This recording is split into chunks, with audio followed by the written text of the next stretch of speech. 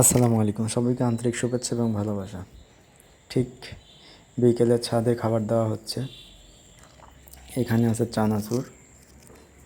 চানাচুরটা ছোট ছোট করে ভেঙে দিলে পাখিদের খেতে সুবিধা হয়। তো বাসায় ছিলাম, আজকে আসলাম। পাখি হয়তো বা কম আসবে, দুটো একটা আসবে। তো আস্তে আস্তে আর কি তারা আসা শুরু করবে। অনেক দিন থেকে, প্রায় 3 মাস, 2.5-3 মাস থেকে ভিডিও করা হয়নি এই ছাদে। আমি বাসায় করছিলাম ছাদে। তো যাই হোক, আজকে সকালে খাবার দিয়েছিলাম। এই যে এখানে, ঠিক এখানে ভাত দিয়েছিলাম, কিন্তু ভাত চানাচুর দুটোই দিয়েছিলাম, কিন্তু দেখছি এখনও বিকালে হয়ে গেছে, তাও মানে শেষ হয়নি। পর ওখান থেকে এখানে একটু দিলাম।